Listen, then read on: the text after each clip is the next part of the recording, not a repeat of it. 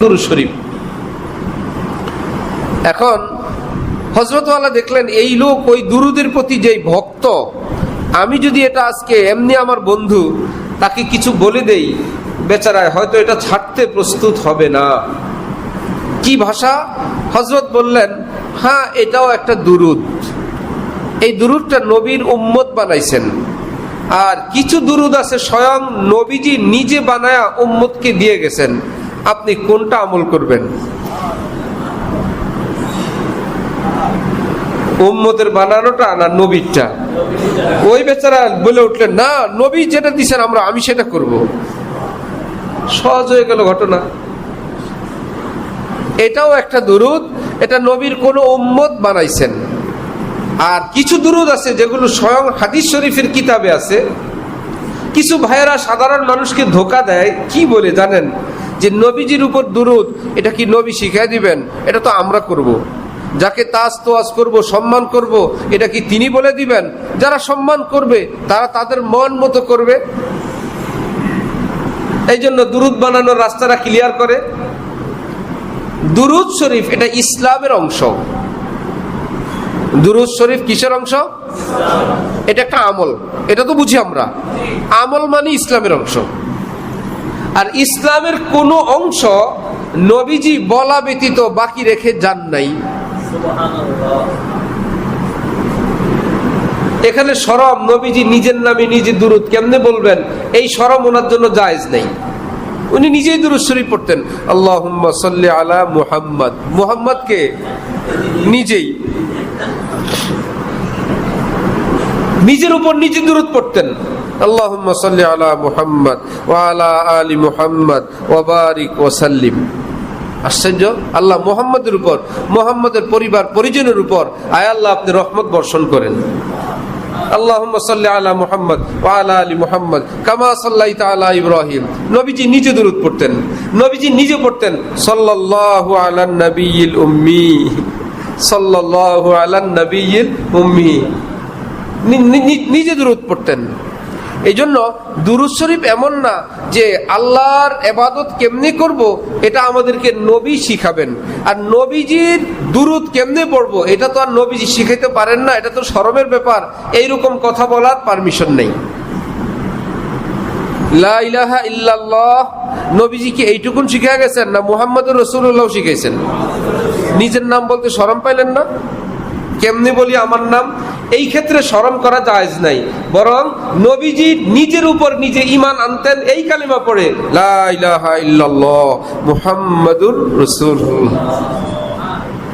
এই কালিমা নিজে মাঝে মাঝে নিজেই পড়তেন। এটা ইসলাম।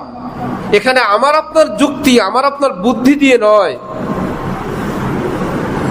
রব্বুল আলামিন নবীজিকে বলছেন একটা শব্দও যেন বাকি না থাকে, আমার ইসলামের সব আপনি বয়ান করে আসবেন।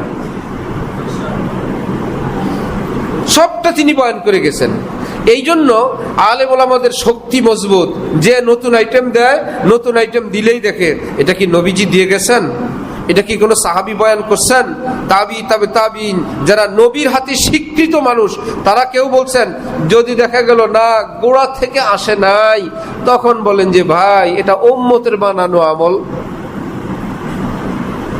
এটা নবীর বানানো আমল না। আমল কিন্তু উম্মতের বানানো।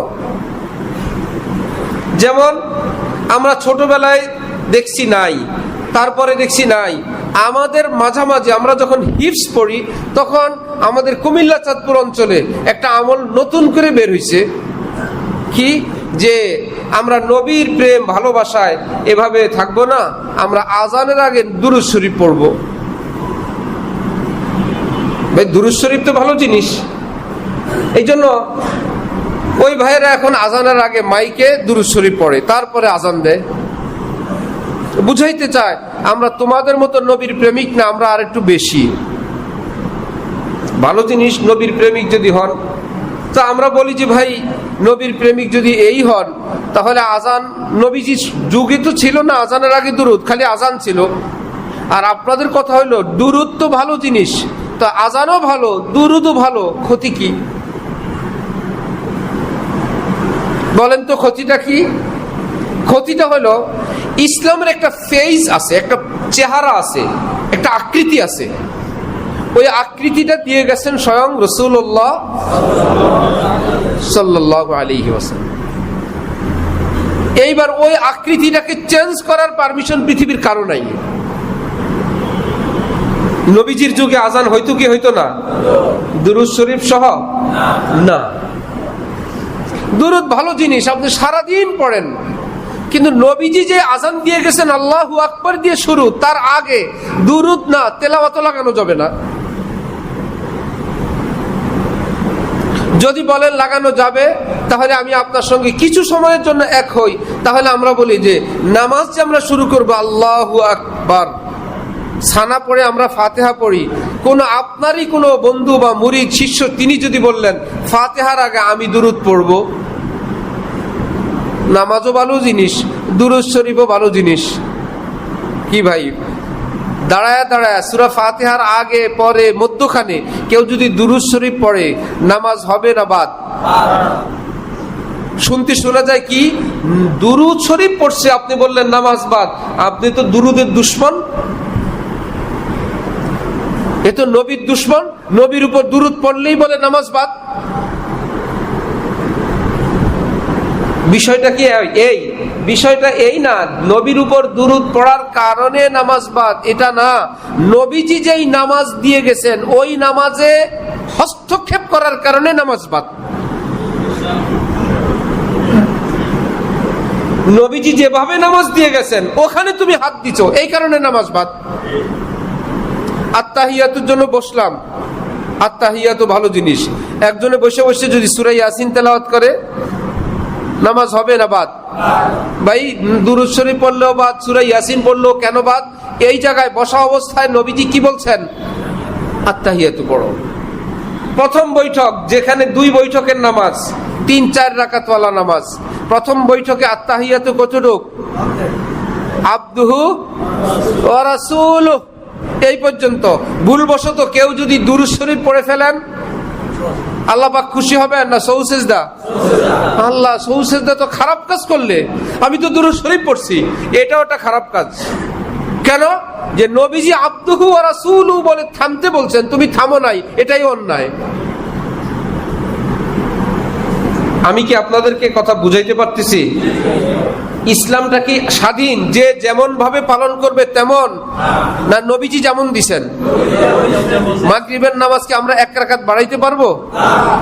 পারবো না। কি ব্যাপার? এইভাবেই দিয়ে গেছেন নবীজি। কি মুশকিল? হালকা একটু ময়লা শরীর থেকে বের হইলে, হাওয়া বের হইলে উযু শেষ, পেটের ভিতরে আর কিছু নাই, সেটা সহ নবীজি বলছেন সেটা সহ হবে, তোমার কোনো যুক্তি চলবে না। সুবহানাল্লাহ।